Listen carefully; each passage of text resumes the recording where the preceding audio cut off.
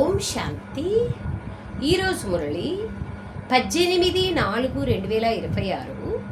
మధురమైన పిల్లలారా, మీరు బాబా ద్వారా సమ్ముఖంగా చదువుతున్నారు. మీరు సత్యుగ రాజ్యాధికారానికి అర్హులుగా అయ్యేందుకు తప్పకుండా పావనులుగా కావాలి. పావనులుగా అయితేనే పావన ప్రపంచానికి వెళ్ళగలం కదా. ఎలాంటి దేశమో అలాంటి వేషం వేసుకోవాలి కదా. కెపాసిటీ, క్వాలిటీ కూడా, అర్హత కూడా ఉండాలి. బాబా మనల్ని అందుకోసమే సమ్ముఖంగా చదివిస్తున్నారు. ప్రశ్న: బాబా గురించిన ఏ కర్తవ్యం గురించి పిల్లలైన మీకు మాత్రమే తెలుసు? జవాబు: బాబా మనకు తండ్రి, టీచర్ మరియు సద్గురువు కూడా. పాత ప్రపంచాన్ని కొత్తగా తయారు చేసేందుకు బాబా కల్పం యొక్క సంగమ యుగంలోనే వస్తారు. ఒక్క ఆది సనాతన దేవీ దేవతా ధర్మ స్థాపనను చేసేందుకు బాబా వస్తారు. అనేక ధర్మాల వినాశనము, సత్యధర్మ స్థాపనార్థంగా బాబా వస్తారు. బాబా ఇప్పుడు పిల్లలైన మనల్ని మనుష్యుల నుండి దేవతలుగా తయారు చేసేందుకు చదివిస్తున్నారు. ఈ కర్తవ్యం గురించి పిల్లలైన మనకు తప్ప ఎవ్వరికీ తెలియదు. భగవంతుడు వచ్చినారు అనే విషయం మనకు మినహా ఈ ప్రపంచంలో ఎవరికీ తెలియదు. వచ్చి చదివిస్తున్నారు, మానవులని దేవమానవులుగా చేస్తున్నారు, పతితులను పావనంగా చేస్తున్నారు, నరకాన్ని స్వర్గంగా చేస్తున్నారు అనే విషయం ఎవ్వరికీ తెలియదు. తెలిస్తే క్యూ వచ్చేస్తుంది. భగవంతుడు వచ్చినారు. సంగమ యుగంలోనే బాబా వస్తారు. పాట: భోలానాథుని కన్నా అతీతమైన వారు ఇంకెవ్వరూ లేరు. ఓం శాంతి. ఓం శాంతి బాబా. ఓం శాంతి అర్థం గురించి పిల్లలకు అనేక సార్లు అర్థం చేయించడం జరిగింది. ఓం అనగా నేనొక ఆత్మను, ఇది నా శరీరం, ఇది నా ఆత్మ అని శరీరం కూడా అంటుంది. శరీరం కర్మేంద్రియాలతోనే కదా, ఆత్మ ఉంటేనే అంటుంది. ఏ విధంగా శివబాబా మీరు నా పిల్లలు అంటారో అలాగే పిల్లలు కూడా బాబా మీరు మావారు అంటారు. అంతే కదా, బాబా మనవారు, మనం బాబా వాళ్ళం. అలాగే ఆత్మ కూడా ఇది నా శరీరము అంటుంది. శరీరము ఇది నా ఆత్మ అని అంటుంది. నేను అవినాశిని అని ఇప్పుడు ఆత్మకు తెలుసు. ఆత్మ లేకుండా శరీరం ఏం పని చెయ్యదు. జడం కదా, చైతన్యం కాదు కదా. చైతన్యం ప్రవేశిస్తేనే జడానికి చలనవలనాలు వస్తాయి. నా ఆత్మకు దుఃఖాన్ని కలిగించకండి అని శరీరం అంటుంది. నా ఆత్మ పాపాత్మనా పుణ్యాత్మనా? సత్యుగంలో నా ఆత్మ పుణ్యాత్మగా ఉండేదని ఇప్పుడు మీరు తెలుసుకున్నారు. నేను నా ఆత్మ అంటే నేనే ఆత్మను. నేను సత్యుగంలో సత్వప్రధాన అవస్థలో స్వచ్ఛమైన బంగారుగా ఉంటిని. స్వయం ఆత్మ చెప్తోంది. నిజానికి అది బంగారం కాదు, ఒక ఉదాహరణ మాత్రమే. మన ఆత్మ పవిత్రంగా ఉండేది, స్వర్ణిమయుగ ఆత్మగా ఉండేది. ఇప్పుడు అపవిత్రంగా ఉన్నాను అని ఆత్మ అంటోంది. ప్రపంచంలోని వారికి ఇది తెలియదు. మీకు శ్రీమతం లభిస్తోంది. మా ఆత్మ సత్వప్రధానంగా ఉండేది, ఇప్పుడు తమోప్రధానమైందని మీకు తెలుసు. ప్రతి వస్తువు అలా అవుతుంది. బాల్యం, యవ్వనం, కౌమారం, వృద్ధాప్యం, ఇలా ప్రతి వస్తువు కొత్త నుండి పాతదిగా, పాతది నుండి కొత్తదిగా తయారవుతుంది. పునరావృత్తి కావాల్సిందే కదా. పరివర్తన సంసారపు నియమం. మొదట స్వర్ణిమయుగంగా సత్వప్రధానంగా ఉండేది, మళ్ళీ తమోప్రధానంగా లోహయుగంగా అయింది.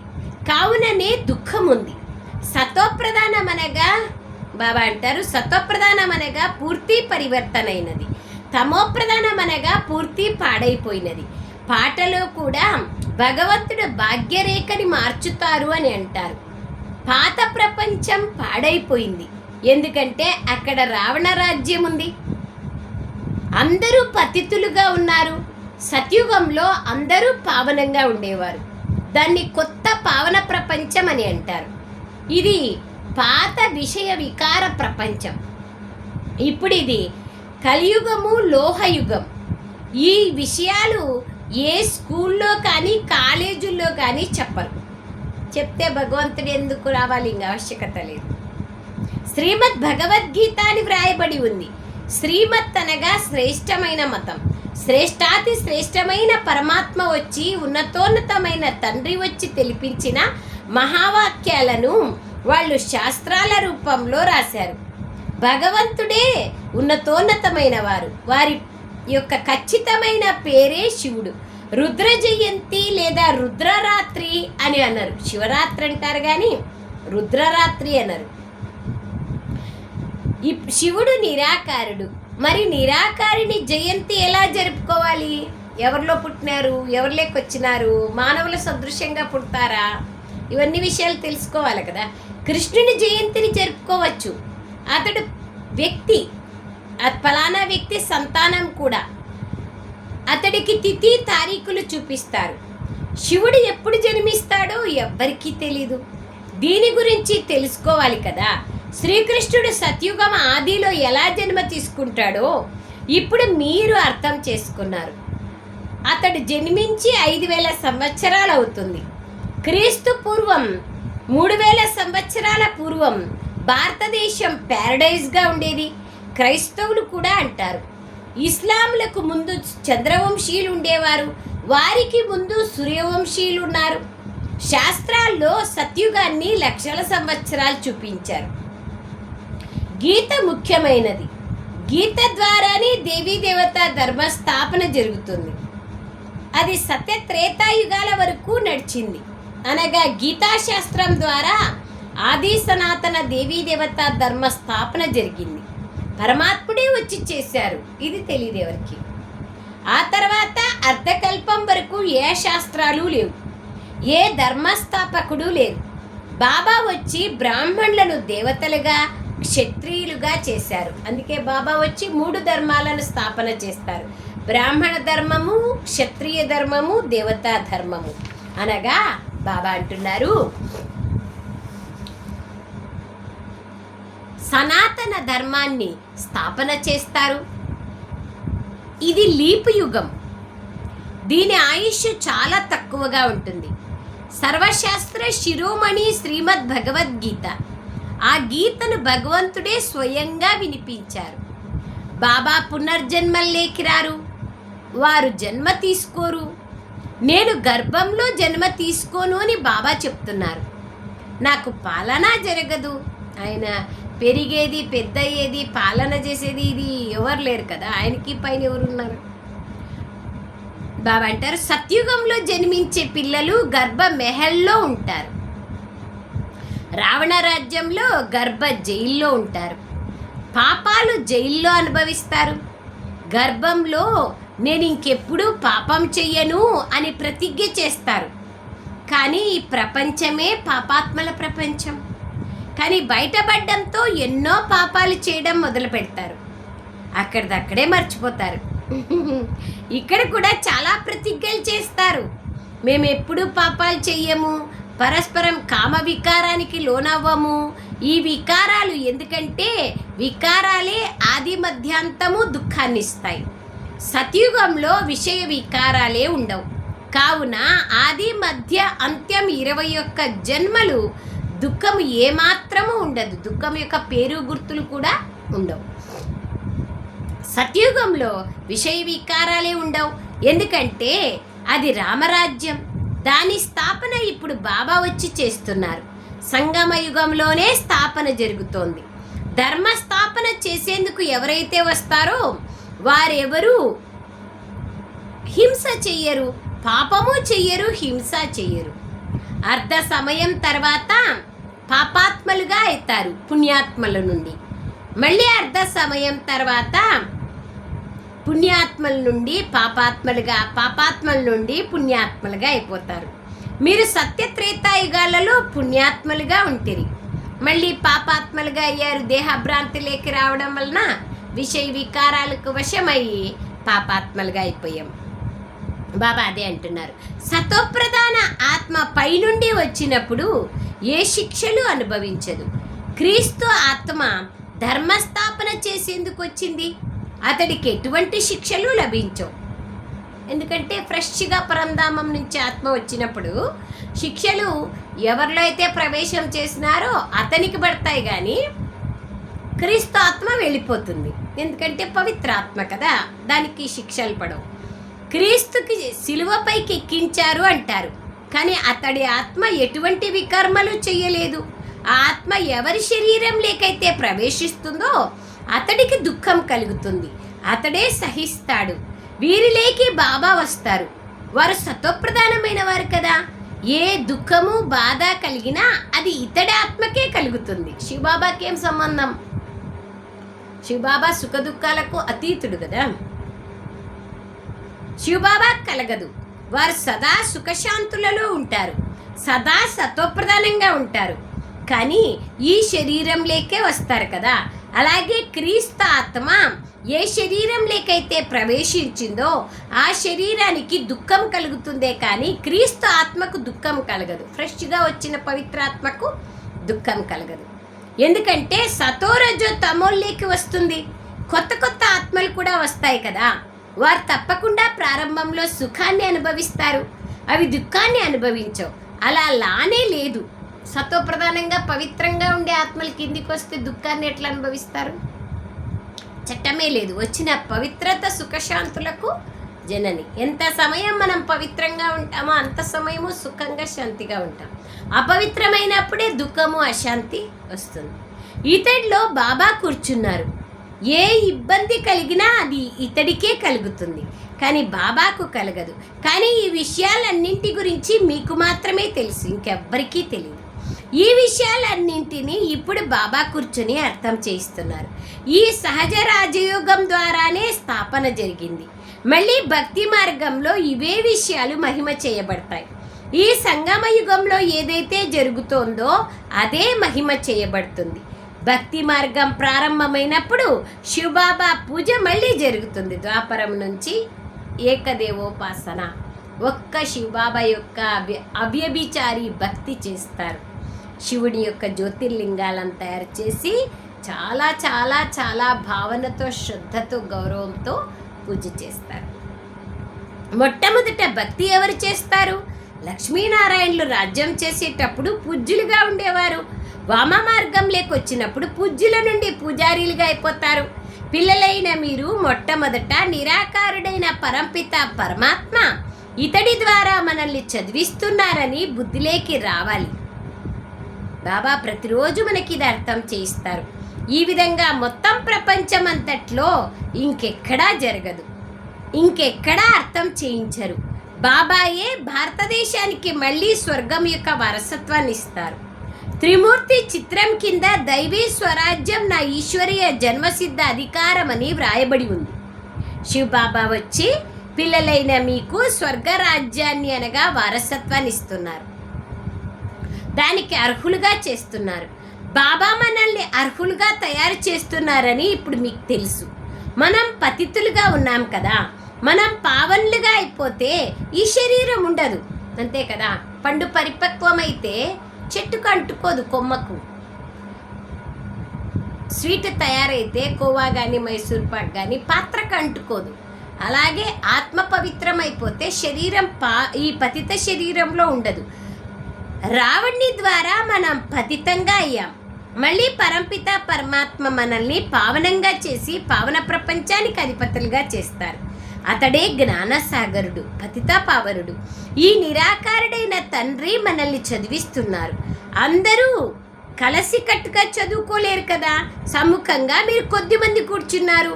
మిగిలిన పిల్లలందరికీ ఇప్పుడు శివబాబా బ్రహ్మతనువులో కూర్చొని సృష్టి ఆది మధ్యాంత జ్ఞానాన్ని వినిపిస్తూ ఉండొచ్చు. ఈ మురళి మన వద్దకు రాతపూర్వకంగా వస్తుంది అని పిల్లలు తెలుసుకుంటారు. ఇతర సత్సంగాల్లో అలా భావించరు. ఈ రోజుల్లో టేప్ మిషన్ కూడా కనుక్కోబడింది కావున దానిలో నింపి పంపిస్తారు. ఫలానా గురువు గారు వినిపిస్తున్నారు అంటారు. వారి బుద్ధిలో మనుషులే ఉంటారు కానీ పరమాత్మ రారు. ఇక్కడ ఆ విషయం లేదు. ఇక్కడ నిరాకారుడైన తండ్రి జ్ఞానసాగర్లు. మనుషులను జ్ఞానసాగర్లను పిలవరు, దేవాది దేవా అని భగవంతుడినే పిలుస్తారు. ఆయన జ్ఞానసాగర్లు, శాంతి సాగర్లు మరియు ఆనంద సాగర్లు అని అంటారు. అనగా భగవంతుడైన తండ్రి జ్ఞానసాగరుడు, శాంతి సాగరుడు, ఆనంద సాగరుడు. మరి వారి వారసత్వం కూడా మనకి లభిస్తుంది కదా. వారిలో ఏ గుణాలైతే ఉన్నాయో అవి పిల్లలకు లభించాలి. ఇప్పుడు అవి లభిస్తున్నాయి. గుణాలను ధారణ చేసి మనం ఈ లక్ష్మీనారాయణల వల్లే అవుతాం. అందరూ రాజారాణిలుగా అవ్వలేరు కదా. రాజా, రాణి, మంత్రి, ప్రజ అందరూ కావాలి. కానీ నిజానికి అక్కడ మంత్రులు ఎవరు ఉండరు. మహారాజా మహారాణులలో ఆ శక్తి ఉంటుంది. ఎప్పుడైతే వికారీలుగా అవుతారో అప్పుడు సలహా తీసుకోవడానికి మంత్రులు అవసరపడతారు. ఇంతకుముందు ఈ మంత్రులు మొదలైన వాళ్ళు ఉండేవాళ్ళు కాదు. అక్కడ ఒకే రాజా రాణి యొక్క రాజ్యం నడిచేది. వారికి మంత్రుల అవసరం ఉండేది కాదు. సలహా తీసుకోవాల్సిన అవసరం లేదు. వారి బుద్ధి పవిత్రంగా సత్వప్రధానంగా ఉన్నప్పుడు ఇంకొకరి సలహా తీసుకోవాల్సిన అవసరం ఉండదు కదా. అదే బాబా అంటున్నారు. వారు వారికి స్వయమే అధిపతులుగా ఉంటారు. ఇదే చరిత్ర మరియు భూగోళం. కానీ మొట్టమొదట లేస్తూ కూర్చుంటూ మమ్మల్ని బాబాయే చదివిస్తున్నారు, బాబానే మాకు యోగం నేర్పిస్తున్నారు అనేది బుద్ధిలోకి రావాలి. స్మృతి యాత్రలో ఉండాలి. ఇప్పుడు ఈ నాటకం పూర్తి అవుతోంది. మనం పూర్తిగా పతితులుగా అయిపోయాం. ఎందుకంటే వికారాల్లోకి వెళ్తారు. కావుననే పాపాత్ములని పిలువబడతారు. సత్యుగంలో పాపాత్ములు ఉండరు. అక్కడ ఉండేది పుణ్యాత్మలే. అది పుణ్యాత్మల యొక్క ప్రపంచం సత్యుగం. అక్కడ ప్రాలబ్ధం అనుభవం చేస్తారు. దానికోసమే ఇప్పుడు మీరు పురుషార్థం చేస్తున్నారు. మీది స్మృతి యాత్ర. దీనినే భారతదేశం యొక్క యోగము అని అంటారు. కానీ అర్థాన్ని ఎవరూ తెలుసుకోలేదు. యోగం అనగా స్మృతి. స్మృతి ద్వారానే వికర్మలు వినాశమవుతాయి. మళ్ళీ ఈ శరీరాన్ని వదిలి ఇంటికి వెళ్ళిపోతాం పరంధామానికి. పవిత్రమైపోతే దాన్ని మధురమైన ఇల్లు అంటారు, పవిత్ర లోకం. మేము ఆ శాంతిధామ నివాసులము అని ఆత్మ అంటుంది. అక్కడి నుండి మేము అశరీరిగా ఈ ప్రపంచంలో వచ్చాం. ఇక్కడ వచ్చి శరీరంని ధరించి పాత్రను అభినయిస్తున్నాం. మాయ అని పంచవికారాలనే అంటారు. ఇప్పుడు మీరు అర్థం చేసుకున్నారు. ఇవి 5 భూతాలు. కామం, క్రోధం ఇవన్నీ భూతాలే. వీటిలో మొట్టమొదటిది దేహాభిమానం యొక్క భూతం. ముఖ్యమైనదే దేహాభిమానం కదా. దేహాభిమానం కారణంగానే అనేక భూతాలన్నీ వచ్చేస్తాయి. సత్యుగంలో ఈ వికారాలే ఉండవు. దానిని నిర్వికారి ప్రపంచము అంటారు. వికారి ప్రపంచాన్ని నిర్వికారిగా చేయడం ఒక్క బాబా పనే, పవిత్ర సాగర్ల పని. వారినే సర్వశక్తివంతుడు, జ్ఞానసాగర్లు, పతిత పావన్లు అంటారు. ఈ సమయంలో అందరూ భ్రష్టాచారంగా జన్మ తీసుకుంటారు. సత్యుగంలో నిర్వికారి ప్రపంచం. ఇప్పుడు మీరు వికారీల నుండి నిర్వికారీలుగా అవ్వాలని బాబా అంటున్నారు.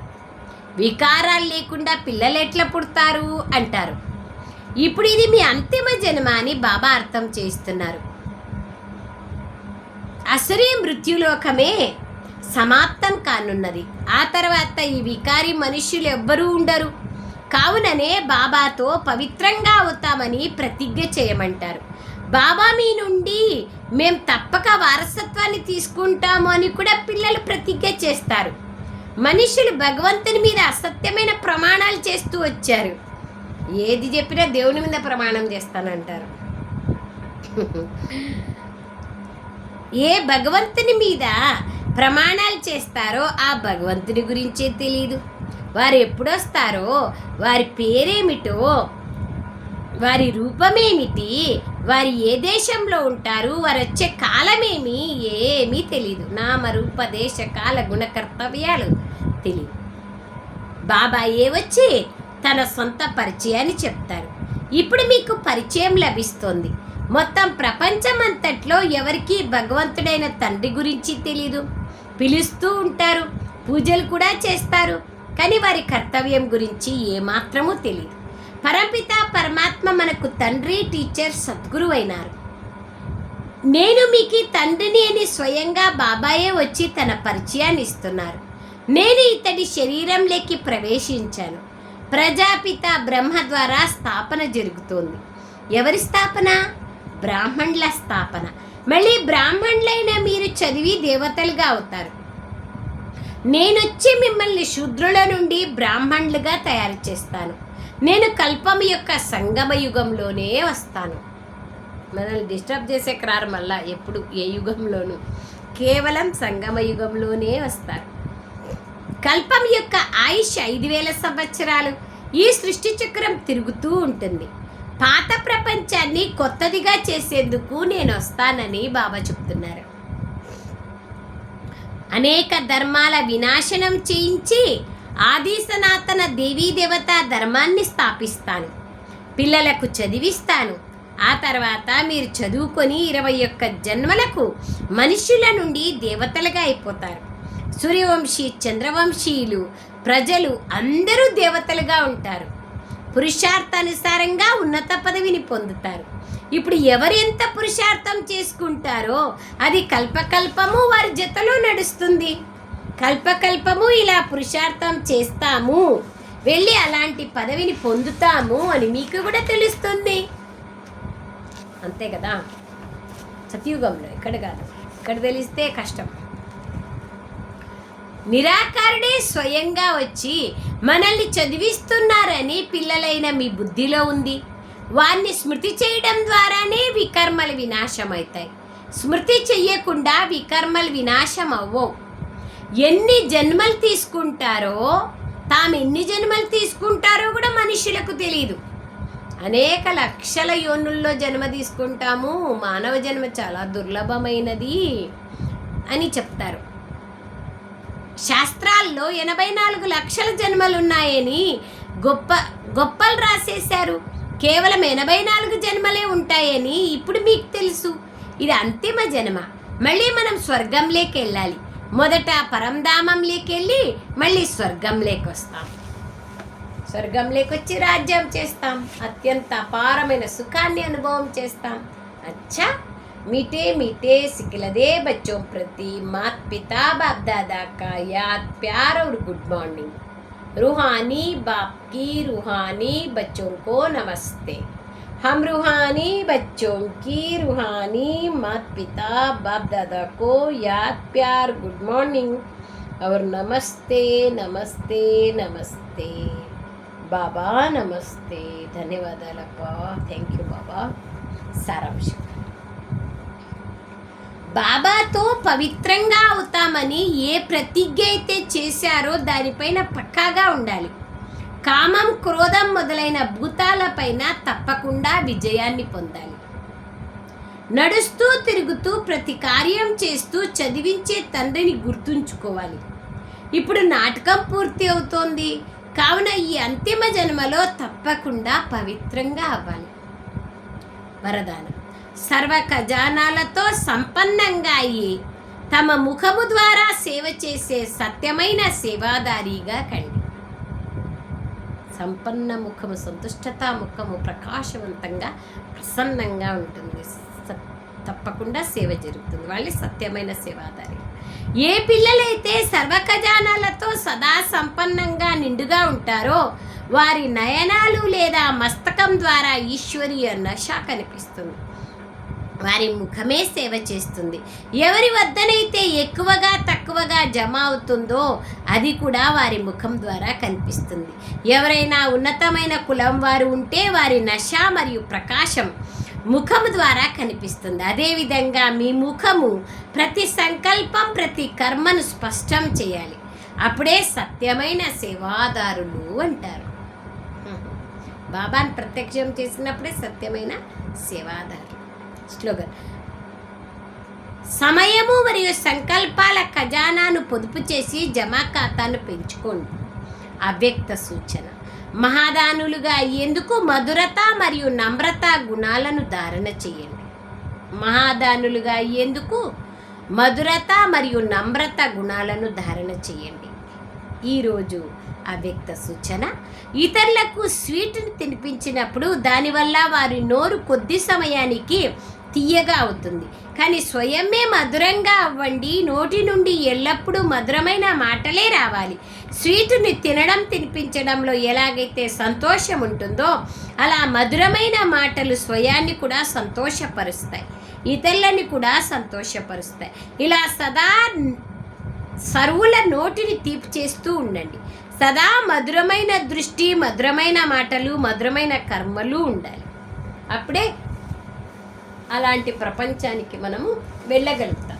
ఇక్కడ మహాన్గా అవుతాము, తర్వాత అలాంటి మహోన్నతమైన ప్రపంచానికి వెళ్ళగలుగుతాం. అచ్చా, ఓం శాంతి. ధన్యవాదాలు బాబా. Thank you.